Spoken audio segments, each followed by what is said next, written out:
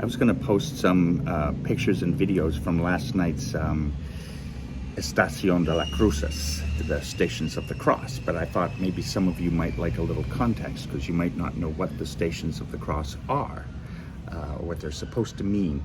So it's a very long series of prayers, and to be honest, it's usually one of my least favorite because it's so long that my mind wanders, and but especially during Lent, it's a very worthwhile exercise, especially during Holy Week. So what it is if you go in a Catholic church, you will always see a series of 14 representations, paintings or sculptures, or maybe even the numbers of 14, and they are the stations of the cross. They are the events that happened from the time Jesus was condemned by Pontius Pilate along the Via Dolorosa, the falling 3 times, meeting his mother, Veronica, Saint Veronica wiping his face, and eventually to the crucifixion. So there usually is done in the church, and the whole congregation will follow from station to station to station. But here they do a living Stations of the Cross, which is, it's still solemn and very affecting, but it's hard not to be interested in it. And every time I do this, I am made into a centurion, a soldier, Roman soldier, which is great. And yesterday, normally we just do one station. We just stand there and you take a pose. As the people come by and all the prayers are done, you stand there doing the pose. And we were the 4th station when Jesus meets Maria, which is a very, that's a tough one. That's not quite as bad as the crucifixion, which I don't even know if I'm going to post a picture of it because it was very graphic. The guy was not actually crucified, but they had him on the cross with the spike and the hammer. Oh man. But Freddie and I looked so good that they asked us to be guards at all the stations. So that was pretty cool. Now it was the rains here. I did a little bit last night, but I'll maybe do another video tonight because they're causing massive problems. Last night, the shelter for the Venezuelans, the water came in and it was coming up through drains, so don't even want to know. And it reached the bottom of the bed frames and some over the bed frames. Anyway, that's another story. So Centurion. When I was here during the pandemic, and only Father Joe and I were here, and I had to help out on Facebook doing the readings. Well, they have the Palm Sunday reading, which is the entire Passion, the entire story of the crucifixion from St. Mark. And I had to do some of the readings, and I remember being so nervous because there were some words I just could not say, and so I called Spanish-speaking friends and had them tell me exactly how to say it, and I'd record it and I'd say it over and over and over. And some of them I'll never forget. Verdaderamente, verdaderamente means verily, truly. That was one that I struggled over so much, and this is what I had to read at that time. Y el centurión y los otros soldados romanos que estaban con él guardando a Jesús, visto el terremoto y las cosas que habían sido hechos, temieron en gran manera, diciendo verdaderamente, Hijo de Dios era este. That's the soldiers when the earthquake comes and they get all scared, and that's when they're verdaderamente, he is the Son of God.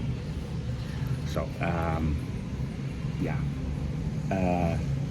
So last night we did that. So what you do there is you go to the cathedral and they have a procession with a statue of Jesus carried by, it looks like some organization. And then there are many seminarians, young guys, and they parade the procession through the streets going to each of the stations around the piazza. So yeah, 4 stations. So that was it. And we did it early. Normally it's done in la noche, in the nighttime, because I think it's more effective. And they have spotlights on the different statues and the tableau. But because of these rains, they moved it up to 5 o'clock. So it was done in some muddy streets. But culturally, it's very interesting if you've never seen this, because this is what happens all through Latin America, sometimes even much grander than what we did.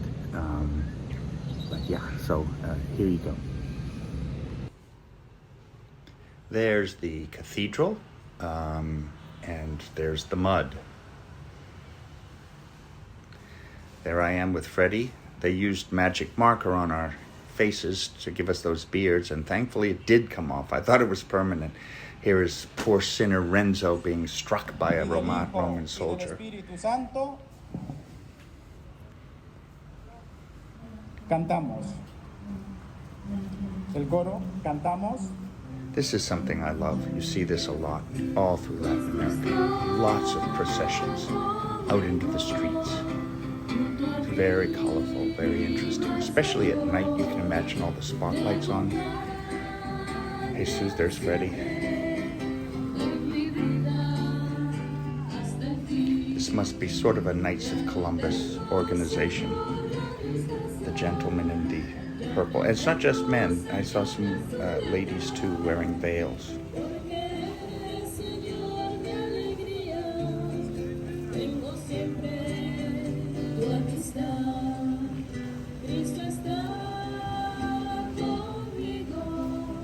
Trying to get that adjusted. So what happens is there's I don't know how long they do this for, but there's see the guys behind, every few minutes they'll go and replace the ones holding up the statue.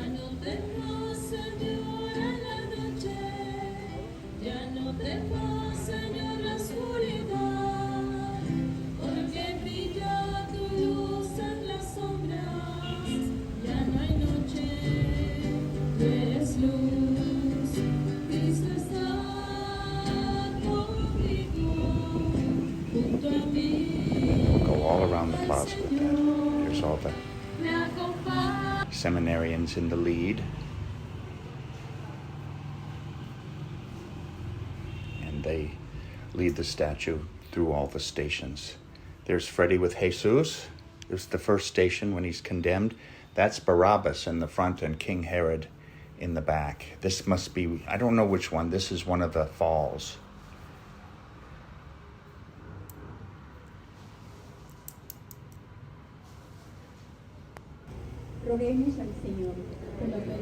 And this happens at every station. You know, they do the reading of what's happening, and then they will do Padre Nuestro and Hail Mary. And so it's about maybe 5 minutes at each, maybe a little longer.